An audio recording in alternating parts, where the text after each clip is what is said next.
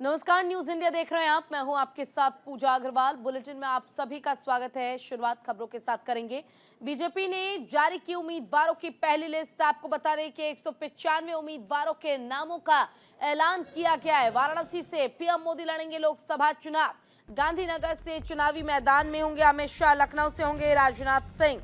तो देखिए, फिलहाल 195 उम्मीदवारों की पहली लिस्ट जो है वो जारी कर दी गई है भारतीय जनता पार्टी की ओर से, जिसमें अगर हम बात करें पीएम मोदी की तो उत्तर प्रदेश के वाराणसी से चुनावी मैदान में होंगे पीएम मोदी।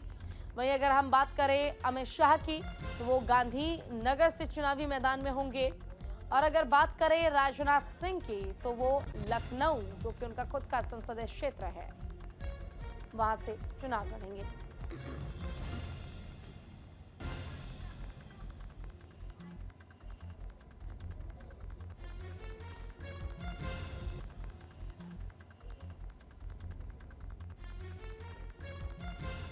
तो 195 उम्मीदवारों के नाम का ऐलान हो चुका है और इसमें भारतीय जनता पार्टी ने कई वरिष्ठ चेहरों पर ही एक बार फिर से दांव लगाया है। लेकिन जो कयास लगाए जा रहे थे कि इस बार कई लोगों के टिकट काटे जा सकते हैं, तो ऐसे में कुछ लोग ऐसे हैं जरूर जहां न केवल उनका टिकट कटा है बल्कि नए उम्मीदवार उतारे गए हैं चुनावी मैदान में।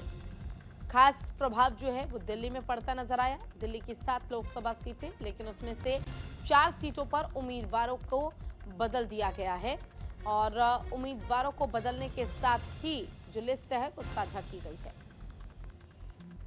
विचार करते हुए हर लोकसभा क्षेत्र के लिए कुछ प्रदेशों के पहले फेज में नाम केंद्र की ओर आए।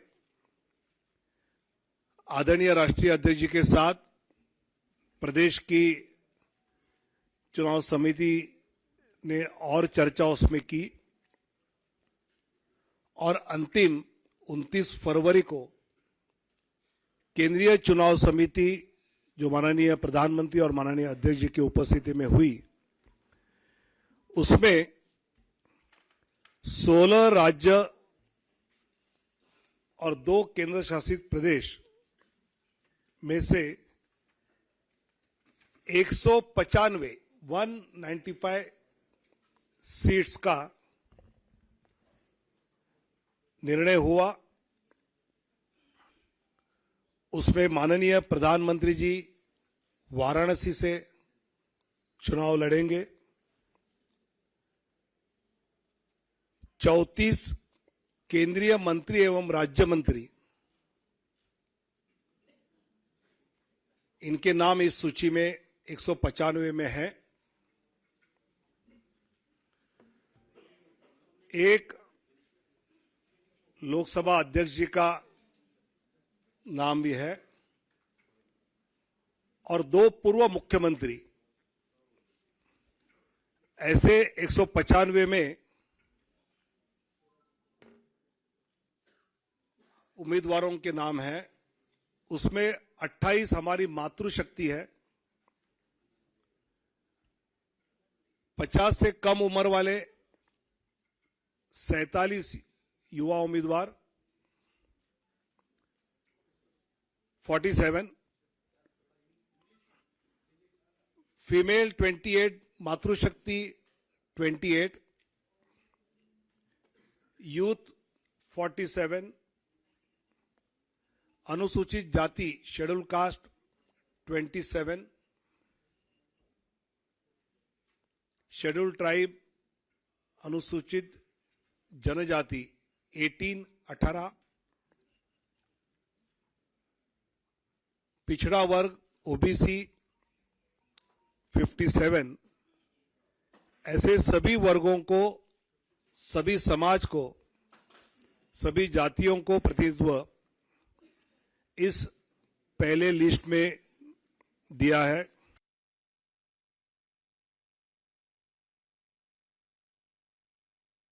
देखिए, इस देश की जनता ने, इस देश के लोगों ने मोदी जी को ऐसा दिल में बसाया है कि नरेंद्र मोदी जी की हैट्रिक में तो किसी को कोई डाउट नहीं है। इसमें हम भी शामिल रहेंगे कार्यकर्ता के रूप में, ये मेरी एक खुशी है। और पार्टी ने ये विश्वास दिया है, पार्टी का बहुत धन्यवाद। नरेंद्र मोदी जी जो हमारे देश ही नहीं पूरी दुनिया के जो आशा और विश्वास के केंद्र हैं, उन्होंने विश्वास जताया है। हम इस विश्वास पे खरा उतरने की कोशिश करेंगे। अब हमारा टारगेट दिल्ली की 7 सीटों को, हम 2019 में 56% वोट से 56% वोट शेयर लेके जीते थे। इस बार हमें इस 56% वोट शेयर को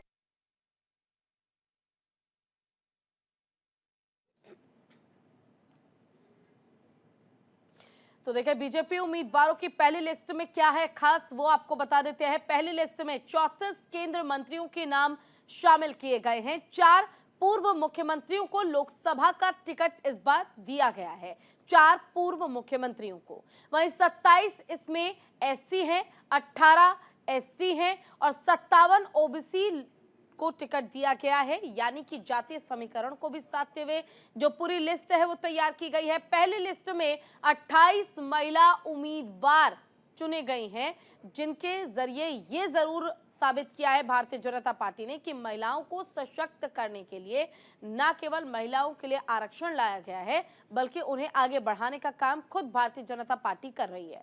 वही 47 युवाओं को टिकट दिया गया। दिल्ली में 4 सांसदों के टिकट काट दिए गए हैं। बीजेपी की पहले लिस्ट में 4 भोजपुरी स्टार जो है उन्हें उम्मीदवार बनाया गया है। 34 मौजूदा सांसदों के टिकट काट दिए गए हैं। दिल्ली में बीजेपी ने उतारे 4 नए चेहरे, क्योंकि 4 चेहरे जो हैं दिल्ली की लोकसभा सीटों पर वो बदल दिए गए हैं। यूपी में 91 सीटों पर उम्मीदवार घोषित किए गए हैं।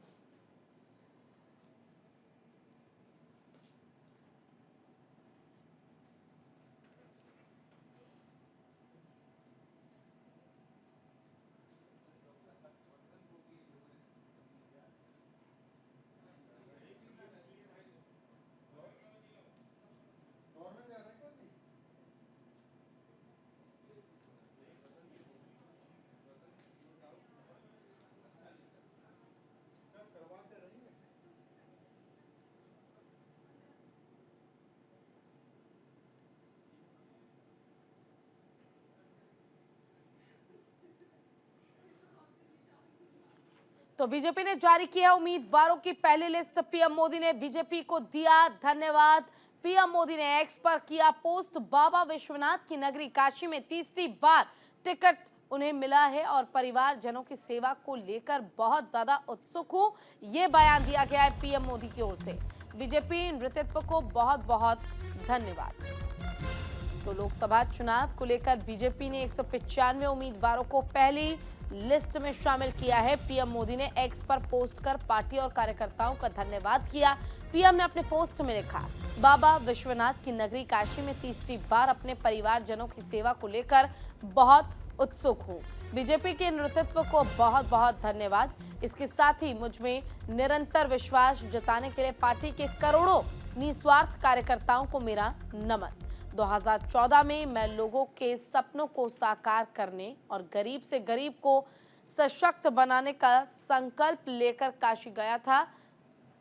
बीते 10 सालों में काशी का कायाकल्प करने के लिए हमने अलग अलग सेक्टर में तेज प्रगति की है। विकास के इस चौतरफा प्रयास में आगे भी कोई कोर कसर बाकी नहीं रखूंगा।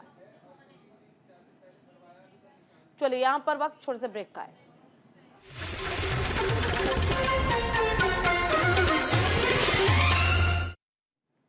चलिए ब्रेक के बाद फिर से स्वागत है आप सभी का। बीजेपी की लोकसभा प्रत्याशियों की पहली लिस्ट में कई नए चेहरों को मौका मिला है। नई दिल्ली की सीट से मीनाक्षी लेखी की जगह पर इस बार बांसुरी स्वराज को लोकसभा चुनाव के लिए मैदान में भारतीय जनता पार्टी ने उतारा है और इस पर न्यूज इंडिया के संवाददाता आनंद सिंह ने बांसुरी स्वराज से खास बातचीत की है। एक बार सुनिए।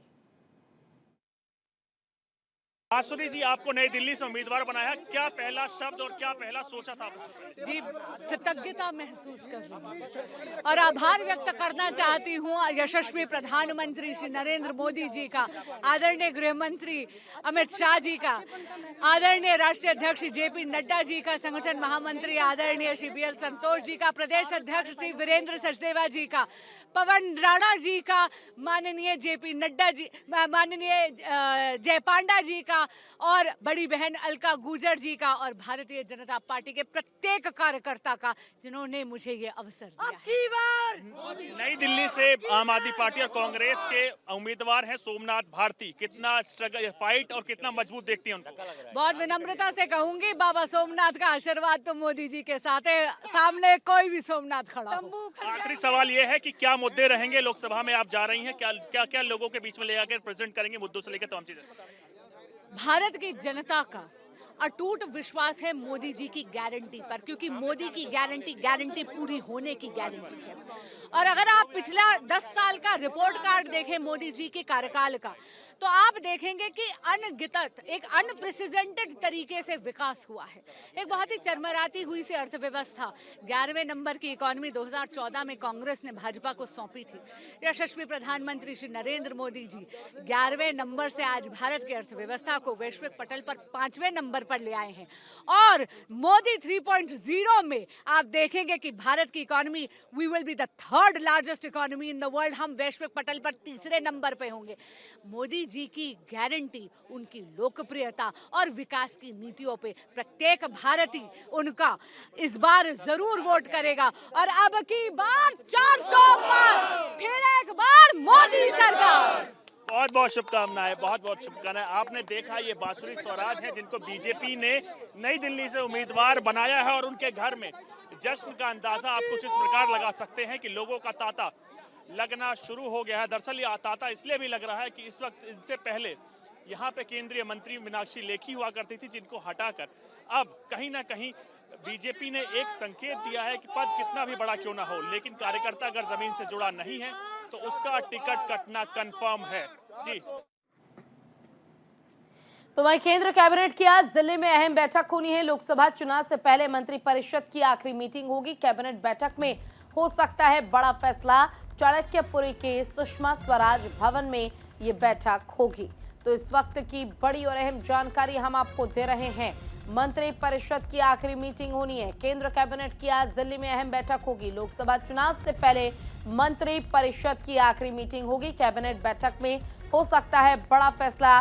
चाणक्यपुरी के सुषमा स्वराज भवन में ये बैठक होगी, जिसमें जीत का मंत्र देने का काम पीएम मोदी करेंगे। यहां वक्त छोटे से ब्रेक का, जल्द लौटेंगे।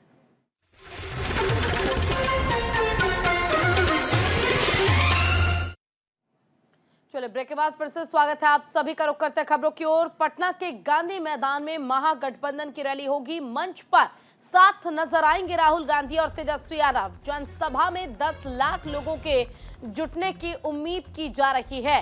तो जब कल प्रधानमंत्री नरेंद्र मोदी पहुंचे थे बिहार और सीएम मुख्यमंत्री मौजूद थे उनके साथ मंच पर, मुख्यमंत्री नीतीश कुमार ने कहा था कि इस बार जीत दर्ज हम करके रहेंगे और अब चाहे जो हो जाए बीजेपी से अलग वो नहीं होंगे। लेकिन इसी बीच कल एनडीए की जनसभा हुई और आज एक तरफ कांग्रेस, दूसरी तरफ आरजेडी, यानी कि एक तरफ राहुल गांधी और दूसरी तरफ तेजस्वी यादव साथ मिलकर पटना के गांधी मैदान में जनसभा को संबोधित करेंगे। और यहां पर उम्मीद की जा रही है कि 10 लाख लोग जुटेंगे। जनसभा में 10 लाख लोगों की भीड़ जो है वो जुट सकती है। पटना के गांधी मैदान में महागठबंधन की रैली होनी है।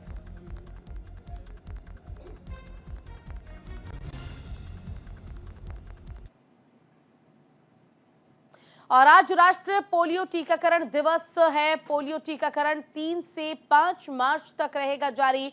अभियान के तहत बच्चों को पोलियो की दवा पिलाई जाएगी। 5 साल तक के छोटे बच्चों को पिलाई जाएगी पोलियो की दवा। 23 लाख से ज्यादा बच्चों को दवा पिलाने का लक्ष्य निर्धारित किया गया है। दवा सुबह 8 बजे से शाम 5 बजे तक पिलाई जाएगी। तो ये इस वक्त की बड़ी और अहम जानकारी हम आपको दे रहे हैं। पोलियो की दवा जो है वो बच्चों को आज से यानी कि 3 मार्च से लेकर 5 मार्च तक पिलाई जाएगी। 5 साल के अगर छोटे बच्चे आपके घर में हैं तो आप उनको पोलियो का ड्रॉप ज़रूर दें और उन्हें ये टीका ज़रूर दें।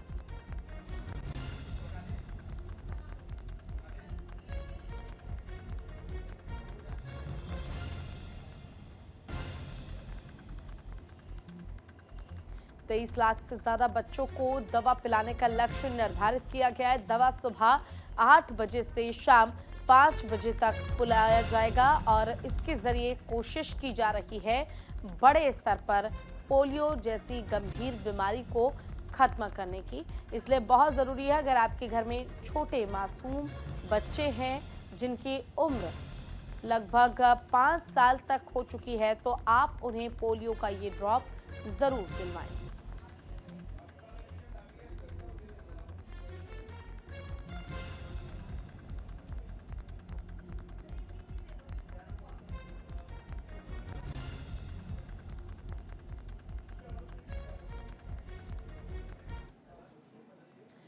वहीं देखिए, नहीं रुक रही है फिलहाल रूस यूक्रेन की जंग। रूस ने यूक्रेन में फिर बरपाया कहर। उड़ीसा में किया ड्रोन हमला, जहां पर उड़ीसा में हमला किया गया, मासूम सहित 7 लोगों की मौत हो गई है।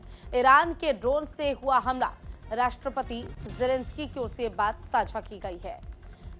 तो हमले लगातार जारी है। रूस और यूक्रेन के युद्ध को सालों बीत चुके हैं, लेकिन बावजूद इसके ये युद्ध नहीं रुका। लाखों लोगों ने जान गंवा दी, शहर का शहर तबाह हो गया। लेकिन बावजूद इसके साख को बचाने के लिए, अपने साख को दांव पर लगाते हुए किस तरह से युद्ध जारी है वो इन तस्वीरों के जरिए आप देख सकते हैं। रूस ने यूक्रेन में फिर से कहर बरपाया है। ओडेसा में किया ड्रोन हमला, मासूम सहित 7 लोगों की मौत हो गई। इस हमले में ईरान के ड्रोन से ही यह हमला हुआ है। राष्ट्रपति ज़ेलेंस्की ने खुद बयान दिया इस मामले में। और यूक्रेन पर लगातार रूस हमले करवा रहा है, लगातार यूक्रेन को कमजोर करने की कोशिश की जा रही है। यहाँ वक्त छोटे से ब्रेक का, जल्द लौटेंगे।